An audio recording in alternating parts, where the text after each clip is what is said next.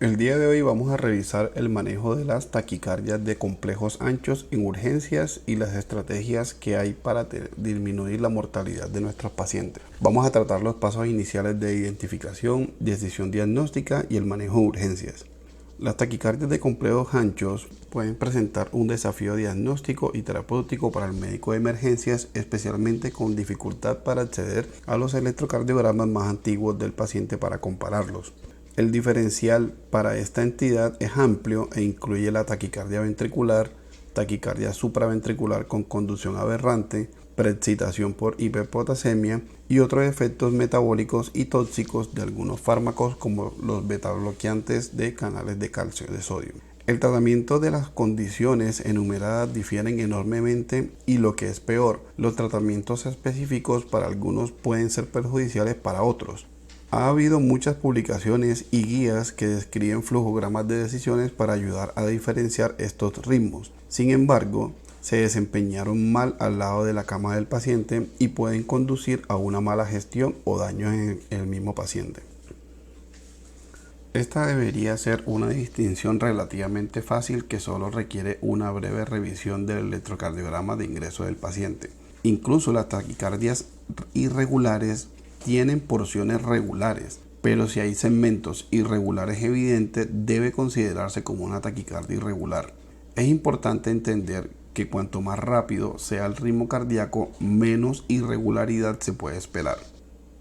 En caso menos obvio, se recomienda el uso de un calibrador para evaluación de la regularidad frente a la irregularidad. También podemos hacer uso de diferentes estrategias como medir con un papel QRS la punta del otro QRS y ver si es irregular en todo el papel electrocardiográfico. Vamos a iniciar hablando de las taquicardias de complejos anchos regulares. La mayoría, el 80% de estas taquicardias regulares se deben a taquicardia ventricular, especialmente si tienen una enfermedad cardíaca estructural subyacente, enfermedades como infarto agudo del miocardio o una insuficiencia cardíaca conocida. Los diferentes algoritmos para diferenciar estas taquicardias son demasiado complejos, difíciles de recordar e inexactos en el entorno clínico de urgencias. Por lo tanto, en el servicio, cualquier taquicardia de complejos anchos regular debe asumirse como una taquicardia ventricular hasta que se demuestre lo contrario.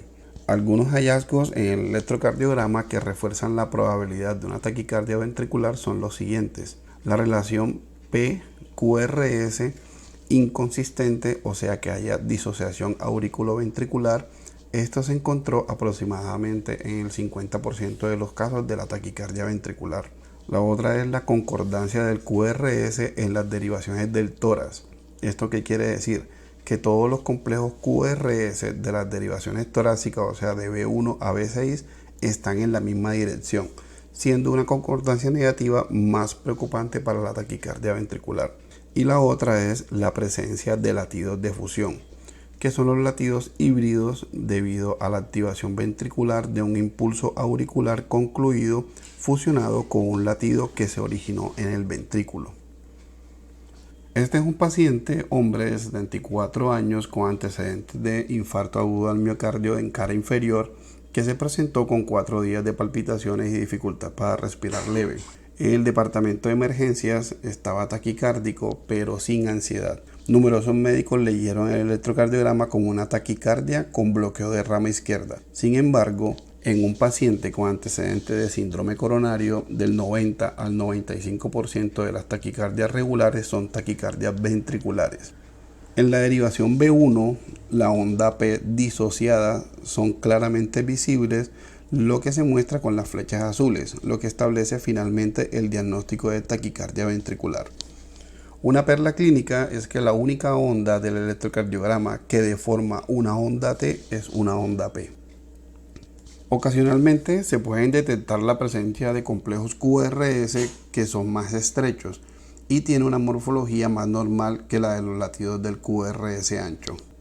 Los latidos de fusión denotan activación ventricular desde dos tipos separados y son específicamente diagnósticos de una taquicardia ventricular, ya que reflejan simultáneamente activación ventricular desde un sitio ventricular y desde impulsos auriculares conducidos. Esta es una paciente de 57 años con enfermedad hepática en etapa terminal y una hemorragia de vías digestivas altas. Ante la sospecha de taquicardia supraventricular, se administró adenosina 3 veces sin éxito. La taquicardia finalmente se convirtió con una descarga eléctrica. Nótese la presencia de complejos de fusión cuya morfología es más normal que la de los otros latidos. Cada complejo de fusión está precedido por una onda P señalada con las flechas azules.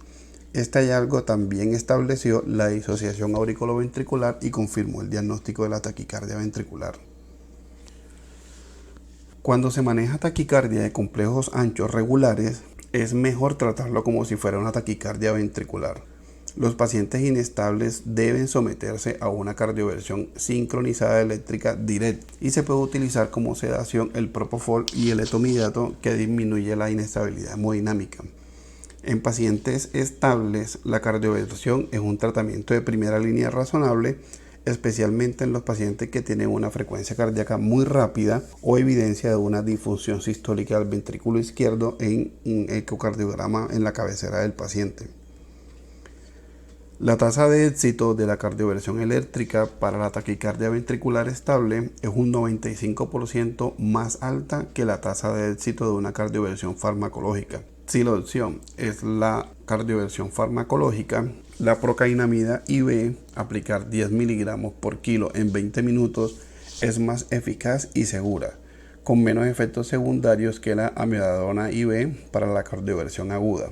En un ensayo aleatorizado doble ciego comparando procainamida y amiodarona, la procainamida convirtió aproximadamente 2/3 de la taquicardia, mientras que la amiodarona administrada como 5 miligramos por kilo durante 20 minutos, que es una dosis más alta que se utiliza típicamente, solo convirtió 1/3 de las taquicardias. La procainamida es el único fármaco que tiene una indicación clase 2A para cardioversión farmacológica en la taquicardia ventricular. Por otro lado, la amiodarona es el agente más efectivo para prevenir la recurrencia de la taquicardia ventricular.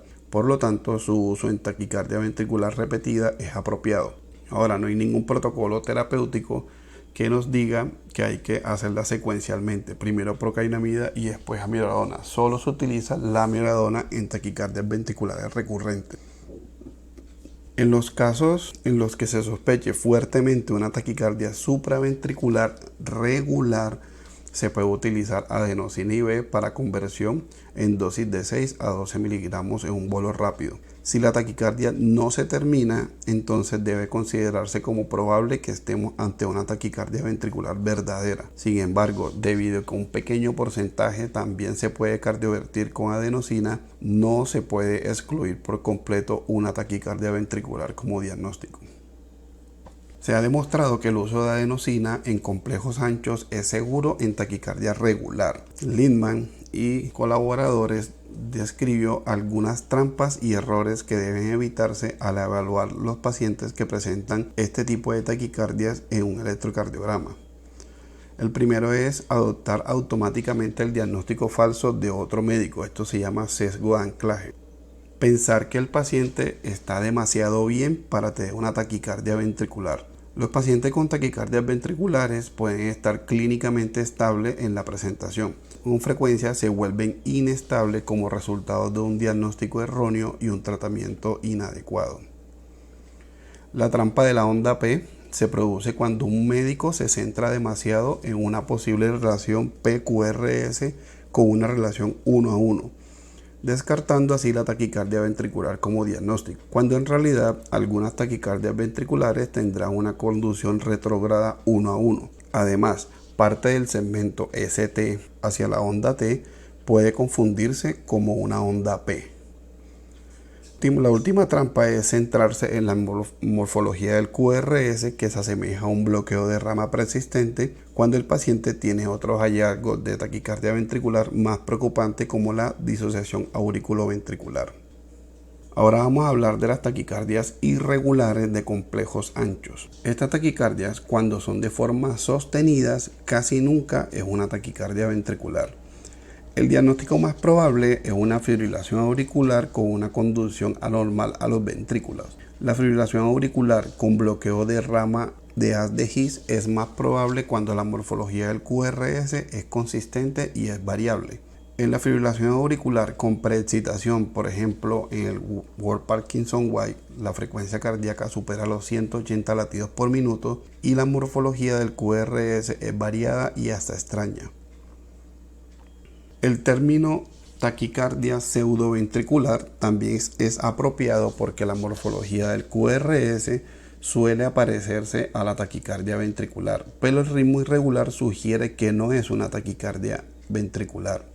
En taquicardia irregular, los complejos de fusión reflejan la activación ventricular a través del nodo auriculoventricular y simultáneamente a través de una vía accesoria, por lo tanto, son diagnósticos de una fibrilación auricular con un Ward Parkinson White. La fibrilación auricular con bloqueo de rama de haz de His es más probable en pacientes de edad avanzada y en pacientes con cardiopatía estructural. Ahora, en la fibrilación auricular con preexcitación ventricular es más frecuente en pacientes sin cardiopatía estructural.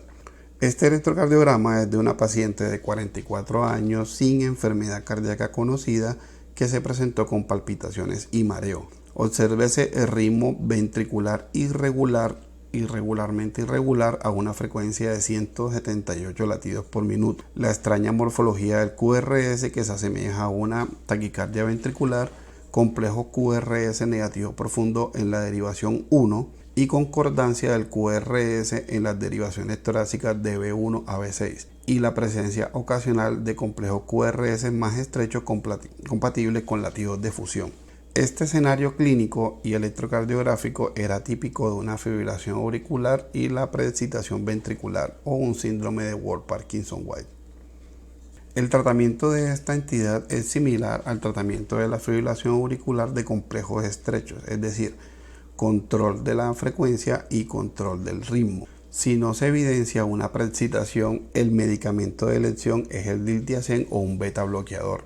En caso de una fibrilación auricular con conducción aberrante o preexcitación, es fundamental evitar el uso de agentes bloqueantes del nodo auriculoventricular. Los medicamentos como la adenosina, los beta bloqueantes de canales de calcio, los beta bloqueadores, la digoxina y la amiodarona pueden ser fatales debido al bloqueo de la conducción del nodo auriculoventricular, lo que envía todos los impulsos de la fibrilación por la vía alterna de conducción rápida a los ventrículos, lo que puede llegar a frecuencias ventriculares de aproximadamente 300 latidos por minuto.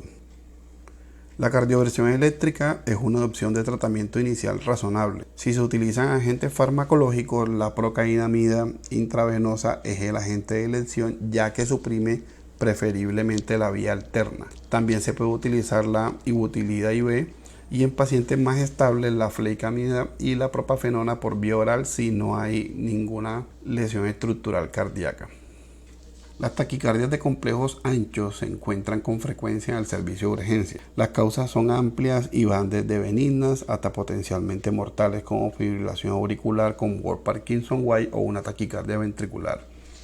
Es imperativo que el médico de urgencias esté familiarizado con la presentación clínica, las causas subyacentes y las características del electrocardiograma de las diferentes causas.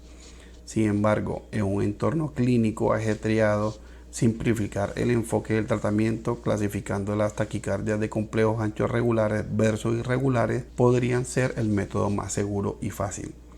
Siempre se debe presumir que la regularidad es una taquicardia ventricular a menos que se demuestre lo contrario. Los irregulares rara vez son de origen ventricular. Aquí les muestro una tabla donde se hace un resumen de todo lo que les he hablado, donde se dividen taquicardias ventriculares regulares e irregulares, sabiendo que el 80% son taquicardias ventriculares y el 90% de las irregulares son fibrilaciones auriculares. El modo de cardioversión, que sería en las regulares en un modo bifásico de 100 Joule y en la parte irregular de 200 a 120 en la parte bifásica. Los medicamentos que no se deberían usar, sabemos que la procainamida es el primer El primer manejo de elección en la cardioversión farmacológica y las dosis son de 10 miligramos por kilo y pasarlo en 20 minutos. La miodarona se utiliza en las taquicardias ventriculares recurrentes después de haber utilizado la procainamida. Siempre se debe evitar en las taquicardias irregulares si usted está pensando en una precipitación de la digoxina o la miodarona o la adenosina. Hasta aquí fue una rápida revisión de las taquicardias ventriculares de complejos anchos.